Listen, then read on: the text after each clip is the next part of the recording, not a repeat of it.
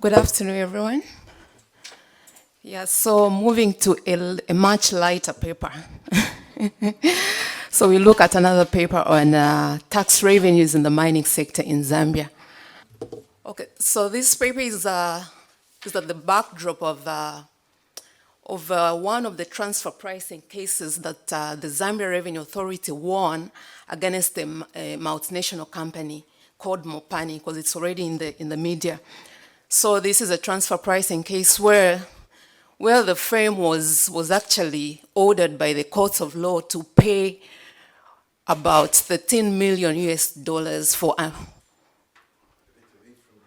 oh, sorry. For underpricing. So that is underpricing the copper mineral to interrelated firms in the company.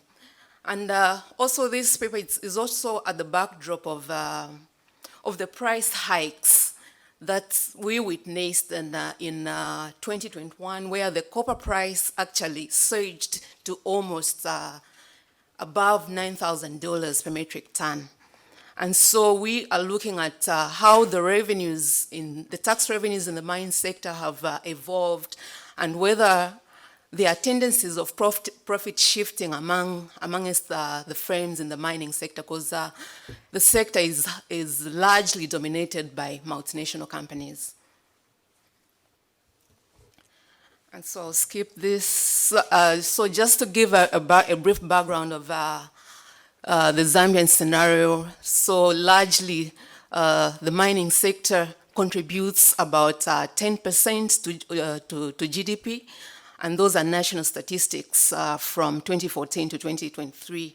So it is the largest contributor to GDP after the wholesale, which almost contributes about 20%.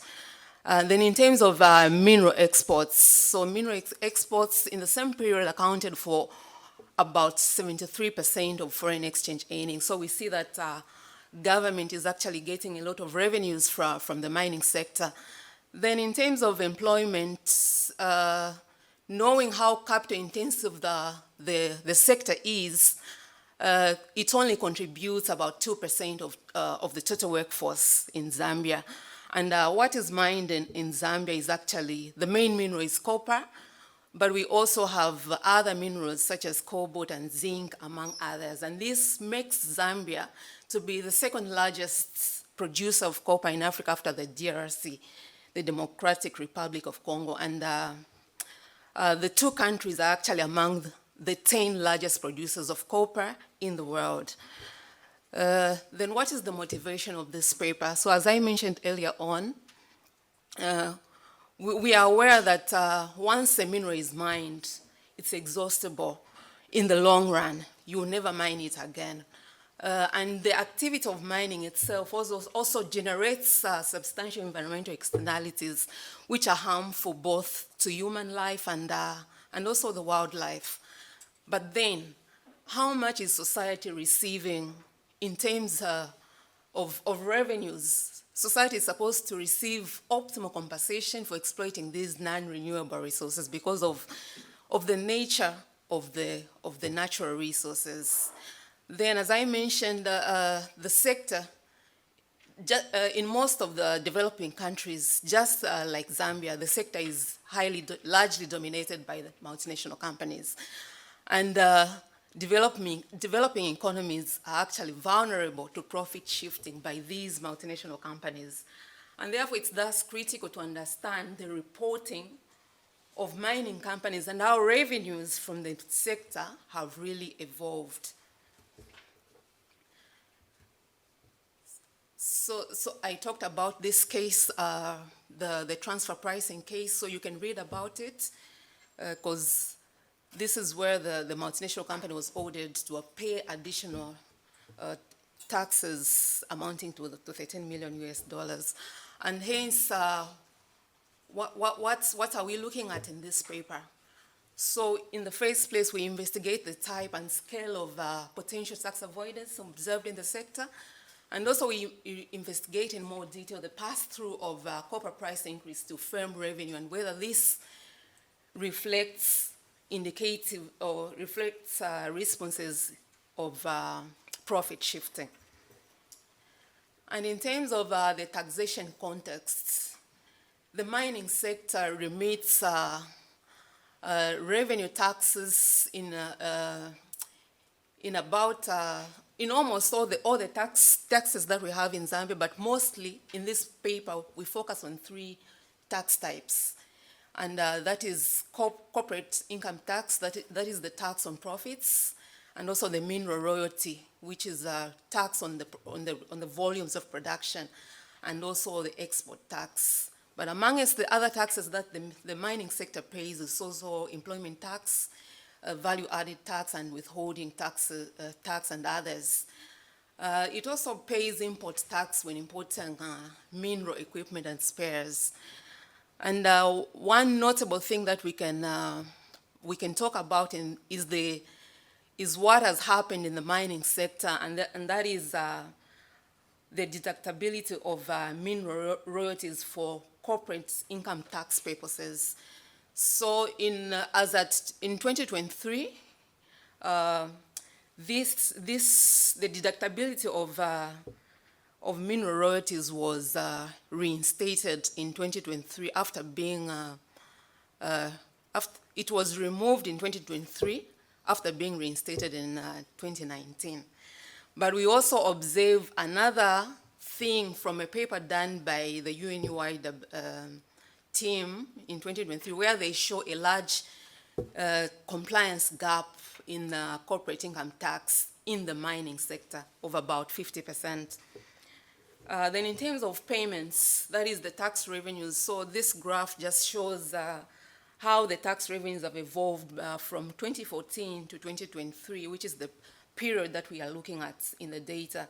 So when we look at the contribution of the mining revenues to total tax revenue, we see a drop in 2017, both in contribution to the total taxes and also GDP.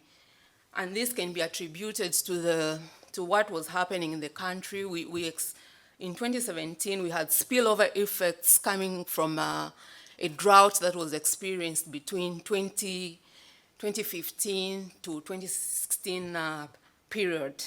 So the effects spilled over to 2017, and we also experienced, because of the drought, we had problems with electricity.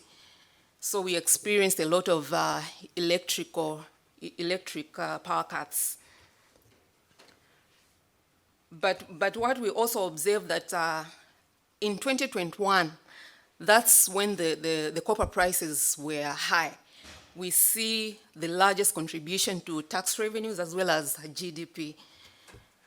Then in terms of the data, we used the tax administration data, and we used the corporate income tax, retains, mineral royalty declarations, and also export data, coupled with the market prices of copper from the London Metal Exchange. Then in terms of the findings, because this is a descriptive paper, so we find that about 1,304 firms filed for mineral royalty between that period. But what we observe is that not all these firms are seen in the corporate income tax data. We only see about 50% declaring their CIT declarations. Then in terms of, we also observe low compliance amongst firms that filed for MRT, for mineral royalty taxes. Then in terms of how have revenues evolved, when we look at corporate income tax and mineral royalties, so from the left panel of the graph, we see that the CIT graph, which is in blue, it's actually lower than the reportings, the declarations from mineral royalties. So there is a discrepancy between the movements in these two trends. But what we also observe in the right panel of the graph is that we have lower positive observations of CIT in the retained data. But then we continued to look at, we attributed the discrepancy to the small scale small scale miners who usually avoid to pay taxes, and these sell to the multinational companies which are formalized. But then that did not really give us a concrete evidence. But then we also looked at what these firms are declaring in the CIT return, whether in the inventories correlates with what they are reporting. But we see that this also doesn't really explain why there is that discrepancy between the reportings in the CIT and mineral royalty returns. But when we look at the left panel of the graph, we see a drop in 2017, and this can be attributed to the same economic shocks that the Zambia economy encountered in 2017 of the drought, the spillover effects of the drought, and also the power cuts experienced. But then we see that in 2017, there was also a new mine that entered the market. Okay.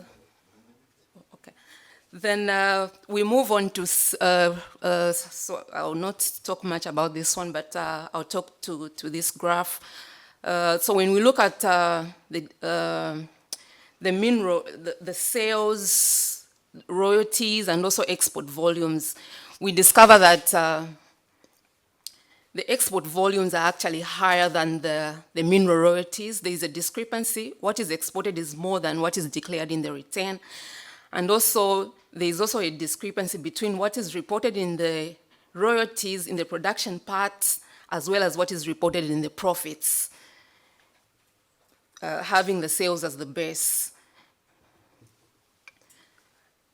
But does this indicate a tendency of profit shifting?